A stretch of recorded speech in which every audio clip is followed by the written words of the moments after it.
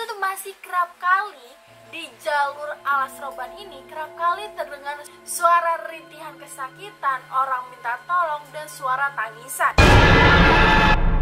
Halo everyone, welcome back to my YouTube channel. Kembali lagi tentunya sama aku Agnes yang akan ngajak kalian tentunya untuk ngebahas kisah-kisah horor, misterius, kriminal, dan juga teori konspirasi. Sejak kecil aja nih kita itu udah disuguhi dengan beberapa hal yang bersangkutan dengan kisah-kisah misterius, makhluk-makhluk tak kasat mata, dan juga gangguan-gangguan dari beberapa makhluk goib ataupun makhluk astral. Nah, kalau misalnya nih kalian udah nonton video aku kan pernah nih ngebahas mengenai beberapa jembatan-jembatan angker di Indonesia, hotel-hotel angker di Indonesia, rumah-rumah angker di Indonesia, dan masih banyak lagi. Dan di video aku hari ini, aku akan spill beberapa jalan-jalanan di Indonesia yang udah terkenal ataupun udah menjadi urban legend keangkerannya. Seperti biasa nih, sebelum aku lanjutin, aku ingetin ke kalian untuk apa? Untuk biasain klik tombol like, komen, dan juga subscribe, serta share ke teman-teman kalian. Agar apa? Agar aku bisa terus semangat upload videonya tiap hari.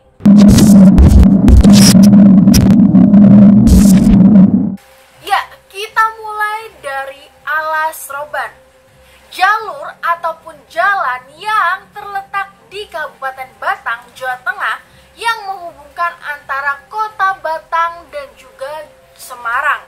Alas Roban sendiri memiliki panjang sekitar 54 km dan dibangun pada masa penjajahan Belanda. Nah, dari dulu aja banyak masyarakat yang mempercayai bahwasannya jalur ataupun jalan dari Alas Roban ini itu tuh merupakan salah satu tempat terangker.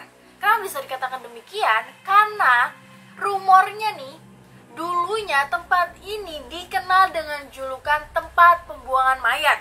Karena pada tahun 1980-an ada sebuah operasi rahasia pemerintahan yang disebut sebagai Petrus atau penembak misterius. Kegiatan operasi ini ditujukan agar pada saat itu kan tingkat kejahatannya sangat meninggi agar bisa sangat menurun. Nah, alih-alih orang-orang jahat ini diadili, melainkan ditembak secara misterius, dan mayat-mayatnya ini dibuang secara berbeda-beda tempat secara acak. Konon katanya juga nih, mayat-mayat yang udah dibuang hanya dalam beberapa hari ataupun hitungan beberapa jam itu tuh bener-bener langsung lenyap karena rumor yang beredar itu langsung dimakan oleh binatang buas yang ada.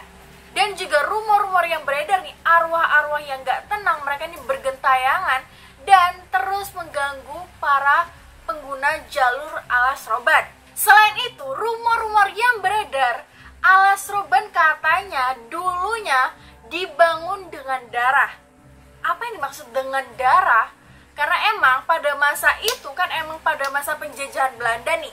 Nah, jalanan berkilo-kilometer Alas Roban ini itu tuh bisa menjadi jalan ataupun jalur itu karena hasil jerih payah atau dari para pekerja pribumi kita yang diperlakukan tidak sepantasnya oleh para penjajah Belanda yang pada saat itu para pribumi ini disuruh bekerja sangat keras, anggapannya kayak kerja paksa ya kan, kerja rodi untuk membangun jalan berkilo-kilometer tanpa diberi upah sedikit pun, dikasih makan ataupun minum itu nggak sama sekali. Gak cuma sampai di situ aja, para pribumi juga kerap disiksa, diperlakukan seperti budak dan sebagainya, yang akhirnya karena mereka terus-terusan disuruh bekerja tanpa henti, tanpa adanya istirahat sedikit pun, yang mengakibatkan mereka nih akhirnya jatuh sakit, lemas, gak berdaya, dan akhirnya meninggal ataupun tewas. Ya udah, mayat-mayatnya ini lebih sadisnya itu kayak dibiarkan ataupun bahkan dibuang di pinggir-pinggir jalan sekitar Alas Roban tersebut, yang akhirnya rumor-rumor yang beredar katanya sih hingga saat ini itu tuh masih kerap kali di jalur Alas Roban ini kerap kali terdengar suara rintihan kesakitan, orang minta tolong, dan suara tangisan. Yang selanjutnya, tol Cipularang. Nah, tol yang satu ini menghubungkan antara 3 kota dengannya, yakni Cikampek, Purwakarta, dan juga Padalarang. ini menghubungkan antara Jakarta dan juga Bandung. Tol ini juga memiliki panjang kurang lebih 54 km dan sepanjang jalan tol tersebut kalian dapat melihat dan juga menikmati kesejukan, keasrian yang terdapat di sekeliling tol tersebut, yakni pohon-pohonan yang sangat hijau dan juga asri. Namun ternyata di balik keindahan itu semua terdapat kisah-kisah misterius yang melekat di tol Cipularang ini, karena katanya tol tersebut melintasi area ataupun kawasan Gunung Hejo yang rumor beredar nih, Gunung Hejo merupakan kerajaan dari para jin ataupun makhluk gaib.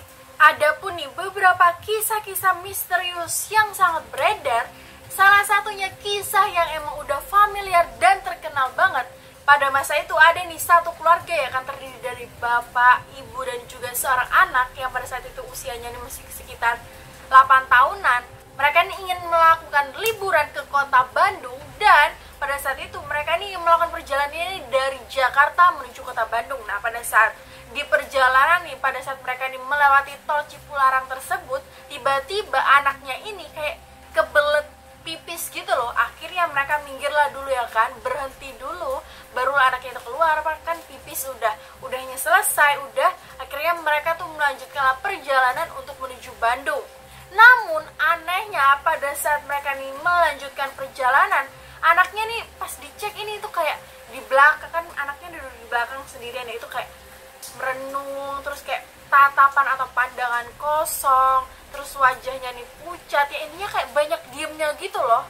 Udahnya kan mereka selesai melanjutkan perjalanan dan berada di Bandung, mereka liburan hanya kurang lebih 2 hari, karena selama 2 hari itu anaknya ini masih kayak tetap gitu loh, tetap kayak murung, tatapan kosong dan sebagainya, yang akhirnya membuat orang tuanya ini ngerasa kayak kenapa gitu, bingung. Anaknya juga ditanya itu kayak ya gak ada respon yang baik ataupun respon yang gimana yang akhirnya orang tuanya ini memutuskan untuk kayak ya udahlah, liburannya bisa dilanjut atau di skip kapan-kapan lagi.